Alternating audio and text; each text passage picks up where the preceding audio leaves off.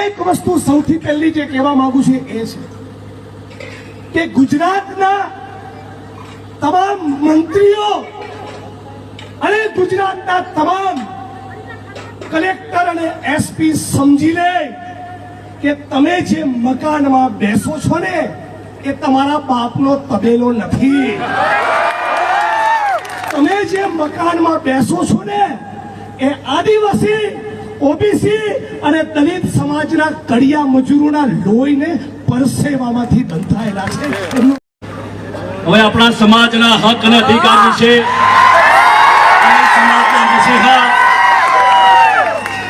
રાત દિવસ 19 થી 20 દિવસ અહીંયા મહીસાગર જિલ્લા, પંચમહાલ દાહોદ જિલ્લાની અંદર પ્રવાસને કરી મારા આદિવાસી સમાજ, મારા દલિત સમાજ, મારા બક્ષી પંચ સમાજના પ્રશ્નોને વાચા આપવા માટે આ સ્વાભાવિક સંમેલનને જેને વિચાર આવે તો એવા મેવાણી જિગ્નેશભાઈ ધારાસભ્ય શ્રી આપણને સમોજ છે.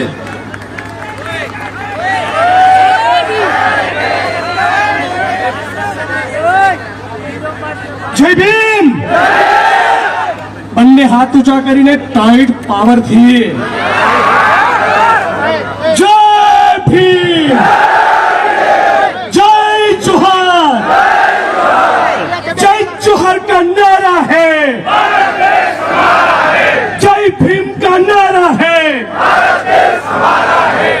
સૌ પ્રથમ તો આપણે બધા જ લોકોએ પોલીસના મિત્રો સામે એક સ્વાભાવિક આપણી વરાળ કાઢી, પણ મારી આંખ સામે જે પોલીસના મિત્રો છે એ પણ શ્રમજીવીઓના, ખેડૂતોના, દલિત, આદિવાસી, ઓબીસી સમાજમાંથી આવતા સામાન્ય કોન્સ્ટેબલ ભાઈઓ છે. એટલે આપણો વિરોધ ગાંધીનગરમાં એમને ઓપરેટ કરનારી સરકાર સામે છે, આપણા ભાઈઓ સામે નહીં. એ તો પોતાની ફરજ અદા કરી રહ્યા છે. આ સન્માનનીય મંચ, સૌના નામ નહીં લઈ શકું, બધા જ સન્માનનીય છે. એવા અનેક મિત્રો જેમણે મંચ ઉપરથી ભાષણ નહીં કર્યું, જેમણે પોતાની વાત નહીં મૂકી, પણ એમણે આ કાર્યક્રમને સફળ બનાવવા, લોકોને અહીંયા લાવવા, ગામે ગામ મિટિંગ કરીએ, તમામે તમામ લોકોનું હું વંદન કરું છું, સેલ્યુટ કરું છું. સાથીઓ, સમય બહુ થયો છે, હું પણ બહુ સમય નહીં લઉં. એક વસ્તુ સૌથી પહેલી જે કહેવા માંગુ છું એ છે કે ગુજરાતના તમામ મંત્રીઓ અને ગુજરાતના તમામ કલેક્ટર અને એસપી સમજી લે કે તમે જે મકાનમાં બેસો છો ને એ તમારા બાપનો તબેલો નથી. તમે જે મકાનમાં બેસો છો ને એ આદિવાસી, ઓબીસી અને દલિત સમાજના કડિયા મજૂરોના લોહીને પરસેવામાંથી બંધાયેલા છે. એમનો શ્રમ છે, શ્રમ. અહીંથી ગાંધીનગર સુધી જઈએ અને જેટલો પણ રોડ અને રસ્તો આપણી આંખ સામે હોય, જે રસ્તામાં આપણું વાહન પસાર થાય, એ રસ્તો એ ગુજરાતના દાહોદના, પંચમહાલના આદિવાસી કડિયા મજૂરોની કાળી મજૂરી છે.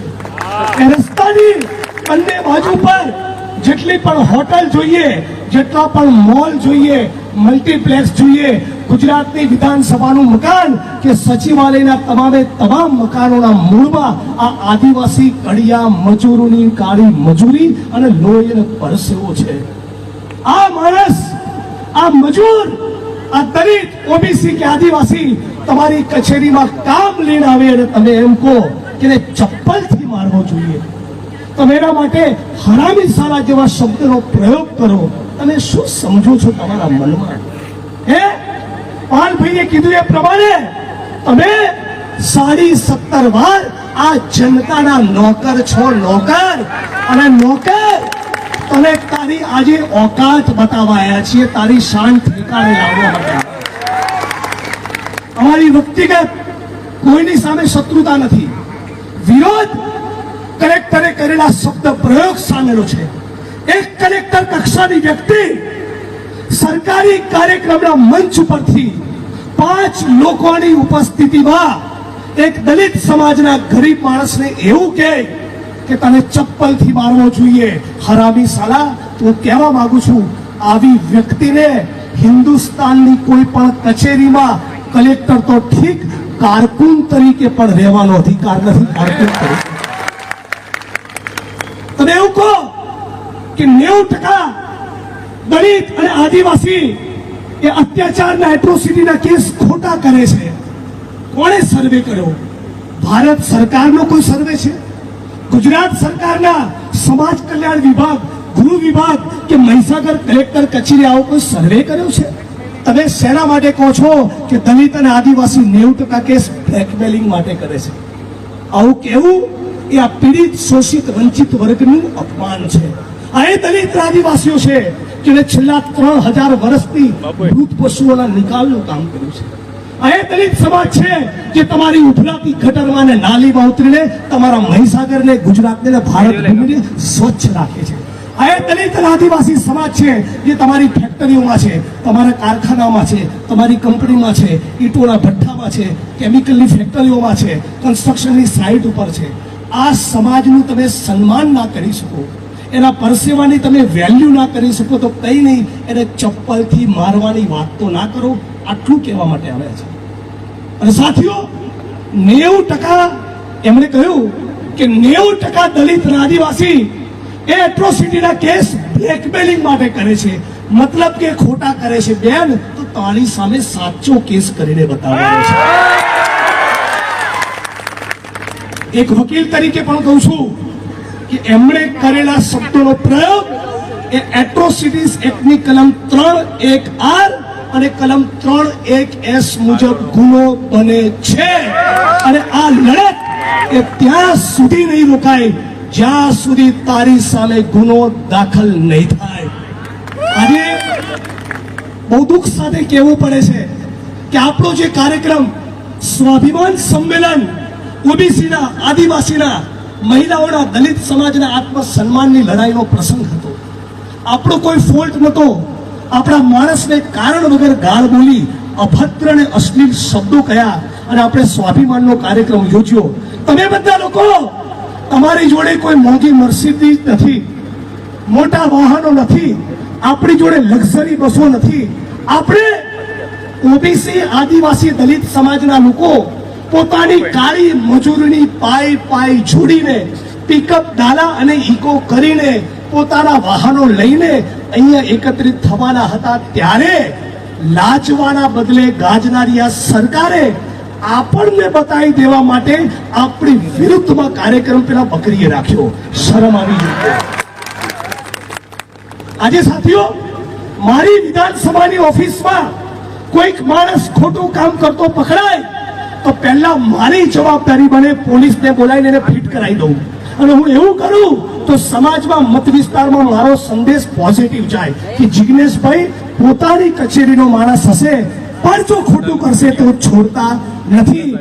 એમ આ બકરીએ અને એની સરકારે આની ધરપકડ કરાવી અને સસ્પેન્ડ કરીને દાખલો બેસાડવાનો હતો. એવું તો નહીં કર્યું, પણ તમારી મારી મહેનતને ફ્લોપ કરવા, આપણો કાર્યક્રમ નિષ્ફળ જાય, આપણે ઓબીસી, આદિવાસી, દલિત સમાજ પોતાના આત્મસન્માનની વાત પણ ના કરી શકીએ, એના માટે 75 લાખ રૂપિયાનું આંધણ કર્યું. આ ગરીબ ઓબીસી, આદિવાસી અને દલિત સમાજના બાળકો કુપોષિત છે. આપણી બહેનોની વિધવા પેન્શન ઘણીવાર મળતું નથી. લાલ સડેલા ઘઉં ખાઈએ છીએ, રાશનની દુકાનોમાં લાઈનમાં ઉભા છીએ, સમાજ કલ્યાણની કચેરીની બહાર શિષ્યવૃત્તિની લાઈનમાં ઉભા છીએ. એના માટે સરકાર જોડે બજેટ નથી, પણ દલિત, આદિવાસી, ઓબીસીના કાર્યક્રમને તોડી પાડવા 75 લાખ રૂપિયા બકરી ખરીદી રહી છે. આ તમારે સમજવું પડશે. અને આ વાત મહીસાગરના, ગુજરાતના ખૂણે ખૂણે લઈ જવી પડશે. આજે આ સ્વાભિમાન સંમેલનમાં આપણે એક સંકલ્પ કરીએ. સંકલ્પ એવો કે જ્યાં સુધી નેહા કુમારીની સામે ગુનો દાખલ કરી કડક કાર્યવાહી કરવામાં આવે નહીં તો સમગ્ર ગુજરાતના 33 જિલ્લામાં ઓબીસી, આદિવાસી અને દલિત સમાજ, લઘુમતી સમાજ, ખેડૂતો અને મજદૂરો સાથે મળીને 33 જિલ્લામાં સ્વાભિમાન સંમેલનો યોજીશું. 33 જિલ્લામાં. અને સાથોસાથ બાબુભાઈ ડામોર, એમણે ખૂબ મહેનત કરી, એમનું અને બધા મિત્રોનું રાજુભાઈ પારગીને બધાનું કહેવું છે કે એક બાજુ 33 જિલ્લામાં આની સામે સંમેલન થતા હોય સરકારની વિરુદ્ધમાં, અને બીજી બાજુ લુણાવાડાની કલેક્ટર કચેરીની બહાર 100 દિવસ સુધીનો કાર્યક્રમ ચાલવા દો. જોઈ લઈએ તમે હારો છો કે અમે હારીએ છીએ. આ બંને સંકલ્પો સાથે આપણે છૂટા પડીએ. મારી વાણીને વિરામ આપતા પહેલા મહીસાગરના આપણા સન્માનનીય ધારાસભ્ય ગુલાબસિંહભાઈ માટે તાળીઓનો આવકાર થઈ જાય. એમણે આપણા માટે ખૂબ મહેનત કરી છે. પ્રવીણભાઈ પારકી પણ આપણી વચ્ચે ઉપસ્થિત, ગુજરાતી એડવોકેટ નરેન્દ્રભાઈ પણ આવ્યા, વણકર વિકાસ બાલાસિનોરથી રાજુભાઈ, અનેક મિત્રોએ જબરદસ્ત મહેનત કરી છે. બધાના નામ નથી લઈ શકતો, બધાનો હું સ્વીકાર કરું છું. તમારી મહેનતના કારણે આજે ડોક્ટર ભીમરાવ બાબા સાહેબ આંબેડકરનું અપમાન કરવાની ભાજપ સરકારની કોશિશ એ નાકામ રહી છે, તમારી મહેનતના કારણે.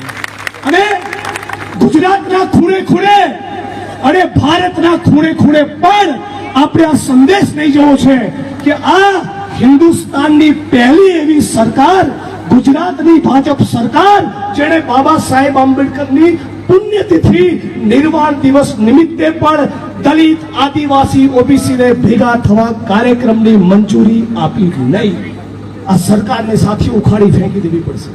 મારા 3 વાક્ય યાદ રાખજો અને વાત સાથે મારી વાણીને વિરામ આપું છું. આરએસએસ, બીજેપી અને નરેન્દ્ર મોદી એ સૌથી વધારે કોઈ નેતાને નફરત કરતા હોય ને એ છે doctor Bhimrao Baba Saheb Ambedkar. RSS, BJP અને નરેન્દ્ર મોદી સૌથી વધારે કોઈ યોજનાને નફરત કરતા હોય તો એ છે ઓબીસી, આદિવાસી, દલિતોને મળનારી અનામત. અને આરએસએસ, બીજેપી અને નરેન્દ્ર મોદી એ સૌથી વધારે કોઈ પુસ્તકના વિરોધી હોય જે ડોક્ટર બાબા સાહેબની કલમે લખાયેલું ભારતનું સંવિધાન.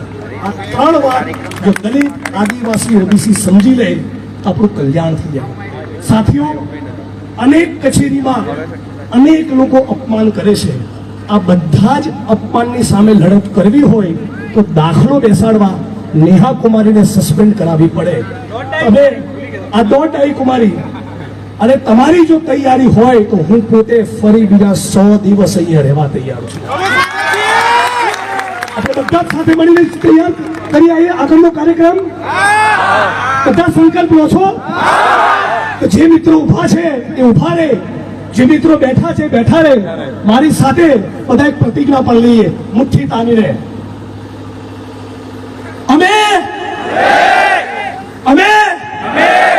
મહીસાગરના, ગુજરાતના દલિત, આદિવાસી, ઓબીસી સાથે મળીને બિરસા મુંડાના નામે, જ્યોતિબા ફૂલેના નામે, બાબા સાહેબના નામે પ્રતિજ્ઞા લઈએ છીએ. જીવનમાં કદી આરએસએસ ની શાખામાં પગ મૂકીશું નહીં. એ અમારી અખંડ પ્રતિજ્ઞા છે. જય ભીમ, જય બિરસા. હું કહીશ લડેંગે, તમારે કહેવાનું જીતેંગે. लड़ेंगे, लड़ेंगे, लड़ेंगे, इंकलाब जिंदाबाद, इंकलाब जिंदाबाद. ये धरती अपने आप की, नहीं किसी के बाप की. जय भीम, इंकलाब जिंदाबाद. लड़ेंगे, जीतेंगे. ફરી ઘૂંટી ઘૂંટીને કહું છું, આની સામે કાર્યવાહી ના થાય, આની સામે એફઆઈઆર ના થાય ત્યાં સુધી આંદોલન રોકાવાનું નથી. અને આને બચાવનારી બકરી અને બકરીના ગાંધીનગરમાં બેઠેલા બાપાઓ બધાને આવનારી ચૂંટણીમાં નવરા કરવાના છે એ વાતનો સંકલ્પ કરીને છૂટા પડ્યો છે. આપ સૌને વંદન કરું છું. આપ સૌનો ખૂબ ખૂબ આભાર.